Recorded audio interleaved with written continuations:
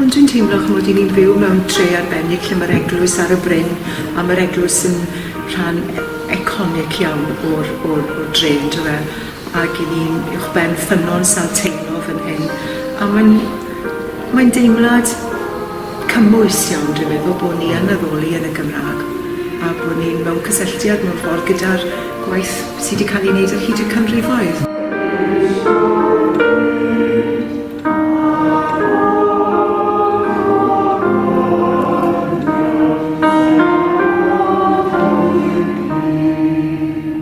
Tua 2005 oedd hi, ac o'n i wedi bod yn dod i'r eglwys yn Llandeilo ers rhyw 4 blynedd, a wedi cwrdd â Rob a Branwen i'r Gymraeg, a nifer o rai eraill oedd yn siarad Cymraeg.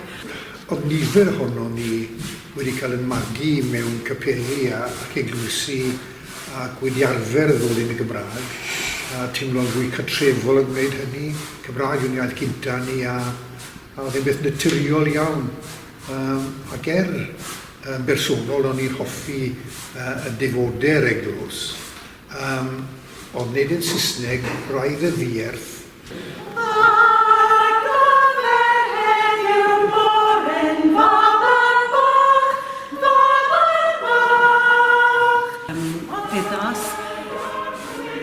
Awydd i ail-sefydlu hen wasanaeth y Plygain.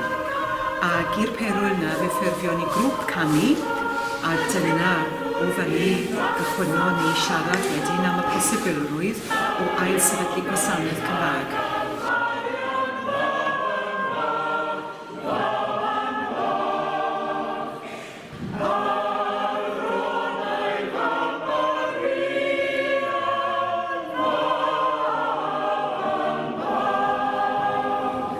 Os oedd yna elfennau o'r Gymraeg yn y gwasanaethau Saesneg yn dod, oedden ni'n cael enyn ac oedden ni'n cael darlleniad, ond dwi'n meddwl o ddod i nabod yn gilydd a hefyd a dod yn ffrindiau, fe sylweddolon ni bod ni'n rhannu yr un awydd. Ac felly wnaethoch chi siarad â Peter Ferment? Do. Nath e gytuno? Oedd e'n gefnogol iawn. Oedd. Fe gychwyno ni gyda un gwasanaeth y mis, ac o'n ni'n addoli yn y capel bach na sydd jyst tu ôl i ni fyna, yn y gwagleb bach na fyna, y Lady Chapel felly. Ac o'n ni'n ffodus iawn ar y pryd oedd gyda ni parchedig Patrick Mansell Lewis, a oedd e'n aelod o'r gynulleidfa a fe'n cymryd rhai gwasanaethau yma, ac oedd e'n frwdfrydig iawn yn dod. Oedd e'n newydd ddysgu'r iaith ac oedd e'n frwdfrydig iawn dros Arwain y gwasanaethau. Felly, o'n i'n cael gwasanaeth y cyntaf a'r trydydd o'r mis, dwi'n meddwl, ac o'n i wedi elwa wedyn felly o offeiriad oedd wedi ymddeol yn person parchedig Barry Thomas, a wedyn ni gyda Doug Constable yn fwy diweddar. Ac be banhaodd hyn yn dod fe tan yn lle ddiweddar? Wel, fe nath Patrick sy'n mynd i Llanelli, a felly o 2 gyda ni. Right. Ac wedyn ni rhyw 2 blynedd, bron 5 blynedd nôl, mae Barry yn ymddeol a symud, a felly dim ond Doug Constable oedd gyda ni. Ac mae'n annwyl iawn ac wedi bod yn gefnogol, ond rhyw flwyddyn yn ôl, 15 mis yn ôl, fe ddwedodd bydde fe'n rhoi gorau. O'n i'n stuck yn dyn ni rob. O'n i ddim yn gwybod a fydden ni'n gallu parhau. Ac oedd y gwasanaeth Cymraeg wedi dod yn rhywbeth oedd yn golygu mwy a mwy i ni, dwi'n meddwl.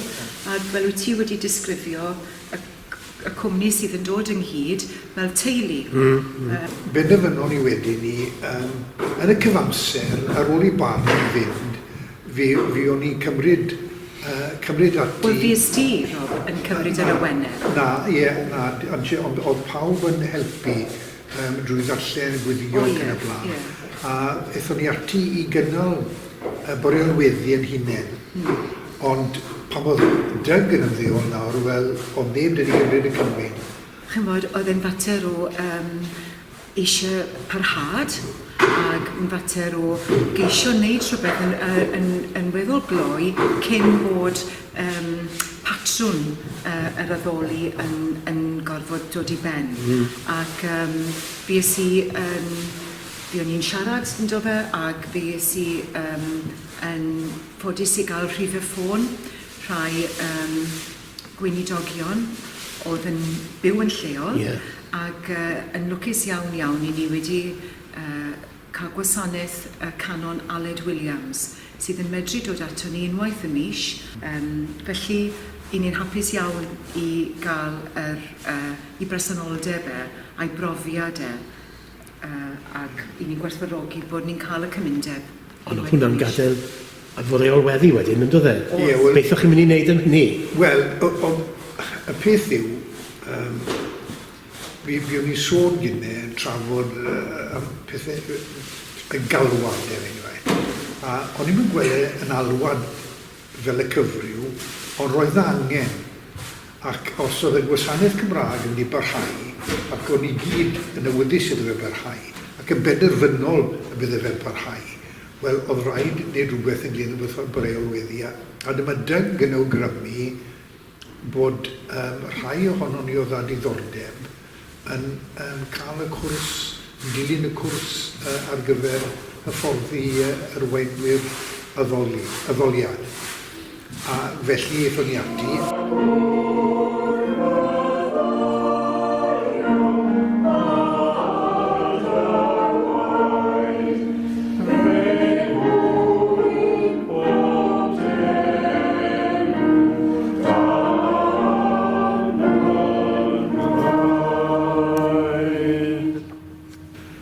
Beth o ffeindiwch chi'r cwrs yn ddefnyddiol, beth wnaethoch chi ennill o wneud y cwrs? Oedd y cwrs wedi cael ei strwythuro'n dda, oedd e'n cymryd lle dros rhyw 5 wythnos, ac oedd e'n cael cyfle yn dod i ofyn cwestiynau ac i ddarganfod, wel, yn bersonol cyn lleiad o'n i'n wybod. Ac yn gallu dysgu ar fel rhan o siwrne. A hefyd, felly, oedd na ganlyniad yn dod ar ddiwedd y 6 wythnos.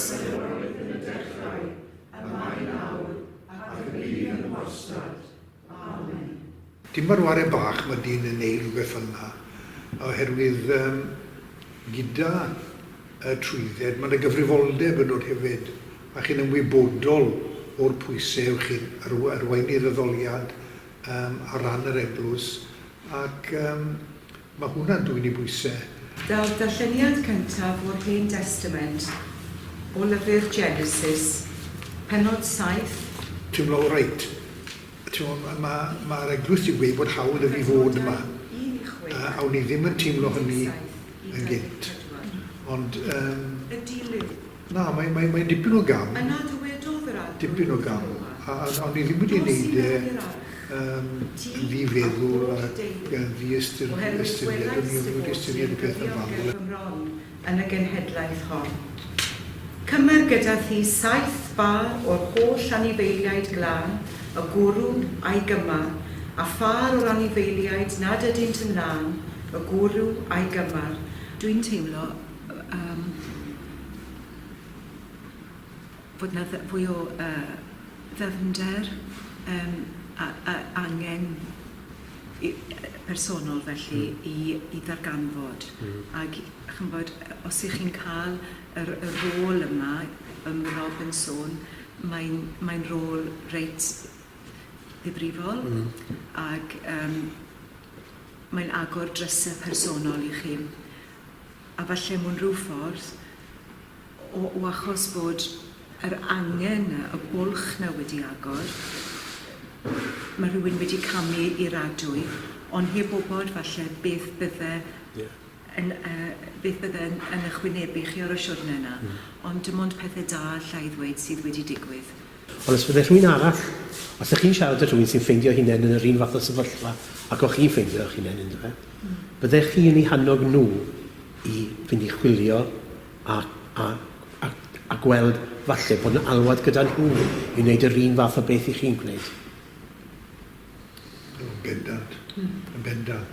Fath bydda nhw'n elw a tipyn ohono fe yn bersonol, a bydd y gynulleidfa yn bendant yn elwa.